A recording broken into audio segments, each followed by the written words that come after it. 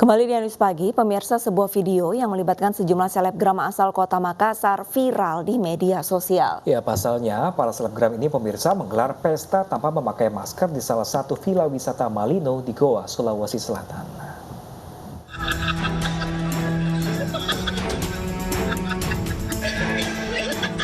Beberapa pemuda-pemudi yang ada di dalam video ini adalah selebgram yang sedang menggelar pesta. Mirisnya, mereka menggelar pesta tanpa menggunakan masker dan melanggar protokol kesehatan.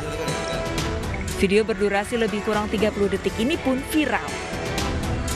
Petugas mendapatkan laporan dari warga bahwa pesta dilaksanakan di sebuah villa di Kecamatan Tinggi Moncong, Kabupaten Goa, Sulawesi Selatan.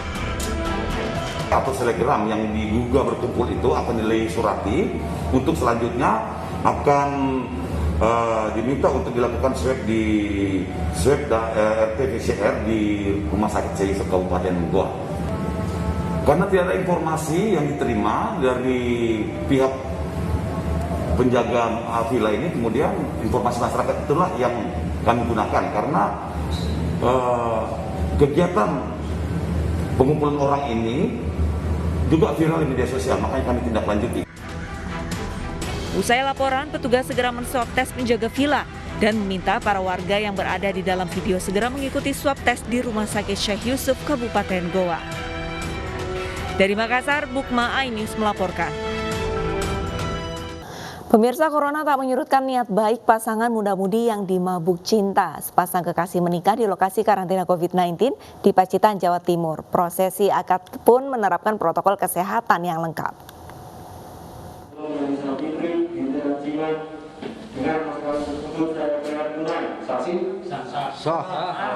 Janji suci mempelai pria kepada penghulu dan di depan orang tua mempelai wanita terucap dengan lantang dan gagah. Corona tidak menyurutkan niat sepasang kekasih ini batal menikah. Akad pernikahan pun dilaksanakan di tempat karantina sang kekasih di Wisma Atlet Pacitan pada Kamis siang.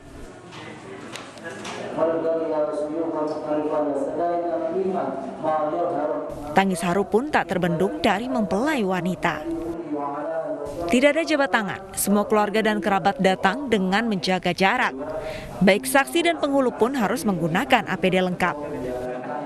Hajatan tetap ya sesuai dengan protokol kesehatan, hajatan tetap dalam artian bukan hajatan pernikahan, pernikahannya tetap nanti kita fasilitasi dimanapun keinginan dari keluarga kita fasilitasi. 4 hari sebelum hari H ada indikasi kalau dari lingkungan Waluh Towo khususnya itu ada yang terdampak COVID. Akhirnya di tracing sampai ke bawah dan semuanya yang terdampak dibawa ke sini termasuk calon mempelai perempuannya. 3 hari sebelum akad, sang mempelai wanita dinyatakan positif berdasarkan hasil tracing dari lokasi rumahnya yang terdapat pasien COVID-19. Alhasil rencana pernikahan mereka pun dipindahkan ke lokasi karantina. Walaupun kedua mempelai sudah sah sebagai suami istri, keduanya masih belum bisa tinggal bersama. Keluarga baru ini harus menanti sampai sang istri dinyatakan negatif COVID-19. Dari Pacitan, Jawa Timur, Ahmad Subeki, iNews melaporkan. Ya, pemirsa, berbagai cara dilakukan untuk terus menyadarkan masyarakat terkait pentingnya memakai masker di tengah pandemi COVID-19. Di Sidoarjo, Jawa Timur, seorang polisi memakai pakaian ala dukun untuk memberikan masker gratis bagi pengendara yang tidak memakai masker.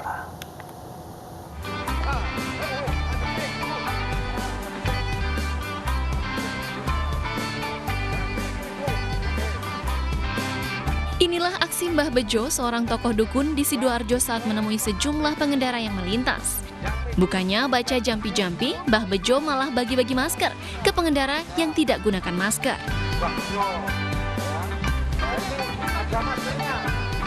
Tentu saja Mbah Bejo ini bukanlah seorang dukun asli. Dia adalah anggota Satlantas Polresta Sidoarjo bernama AKP Sugeng Sulistiono.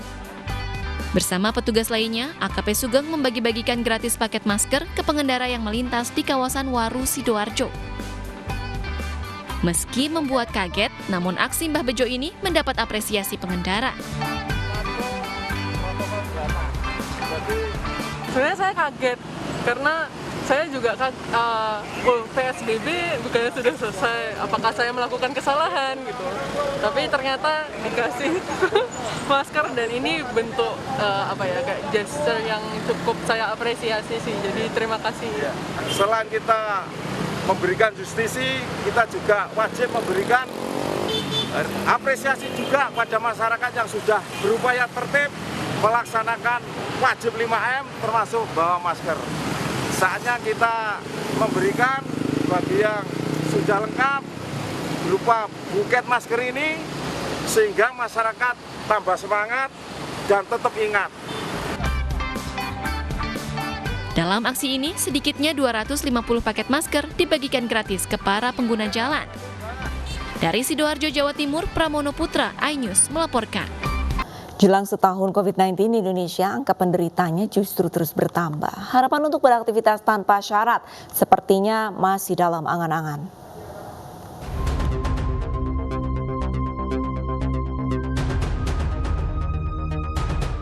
Hampir 1 tahun pandemi COVID-19 melanda Indonesia. Jumlah orang terpapar kini sudah di kisaran 1,3 juta orang. Angka ini bisa jadi fenomena gunung es hasil dari yang berhasil dilacak. Pasalnya pemerintah pun mengakui jumlah pelacakan kontak di Indonesia sangat minim dan jumlahnya tidak sebanding dengan jumlah penduduk Indonesia. Kalau bicara dari sisi sains, dari sisi situasi terkini, yang harus dilakukan Indonesia itu pertama adalah penguatan di aspek 3T, ya, dengan sesuai dengan skala penduduk, ya, sesuai dengan juga eskalasi pandemi. Jangan sampai Indonesia penduduk segitu besar, performa testingnya sama dengan Singapura, kan itu tidak bisa kita terima lah secara keilmuan dan juga secara faktor lainnya. Dan kemudian tracingnya itu 80% dari kasus kontak teridentifikasi.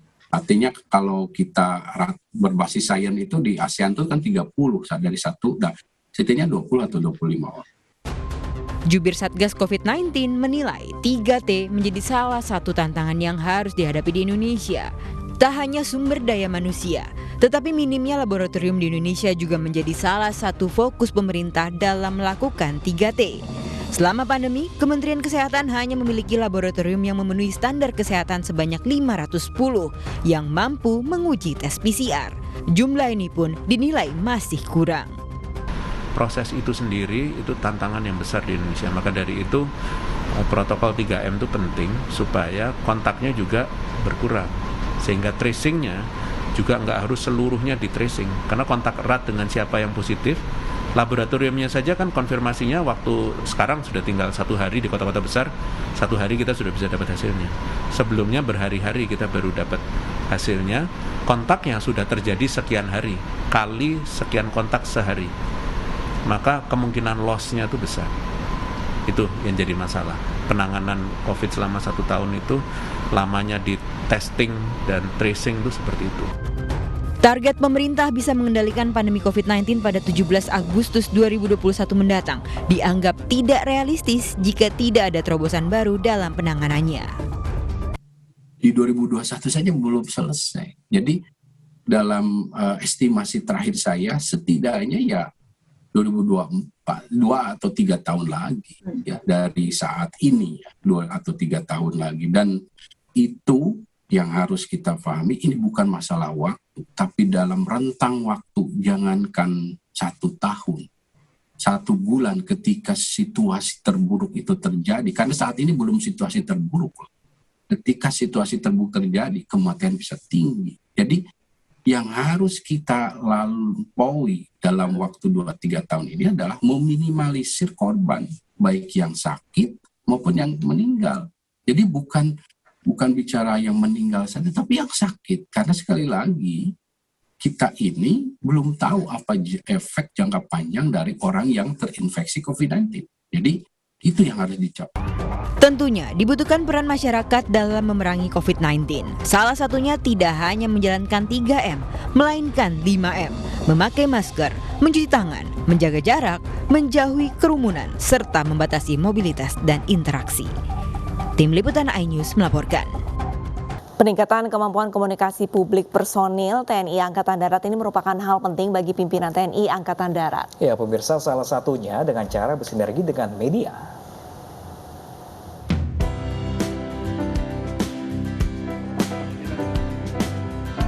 Bersinergi merupakan hal mutlak bagi media dan narasumber. Apalagi bagi TNI Angkatan Darat yang ingin meningkatkan kemampuan komunikasi publik bagi personilnya.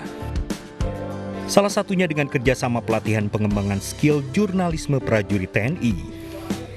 Ini merupakan upaya TNI berbagi informasi kepada publik dengan menerapkan standar jurnalistik. Nah, Angkatan Darat sendiri kita juga harus meningkatkan skill komunikasi publik, termasuk skill bagaimana caranya untuk menyampaikan apa yang kami lakukan. Jadi kebutuhan terhadap peningkatan skill perwira-perwira kami, Bintara, dalam hal menyampaikan ini kan hubungannya dengan produksi. Bukan hanya menyampaikan, tapi apa yang disampaikan, konten berarti, kemudian produksi berarti melibatkan berbagai macam elemen, termasuk bagaimana kita mengemasnya, kemudian bagaimana menyampaikan. Oleh karena itu, udah jelas MNC Group ini memiliki peran yang sangat penting untuk membantu kami, dan kesediaan dari MNC Group untuk membantu kami tanpa pamrih ini juga satu kehormatan bagi kami. Jadi kita sudah bekerja sama selama setahun lebih ke belakang, dan ke depan pun terus, baik pelatihan-pelatihan maupun tandem, on the job training dan segala macam lah.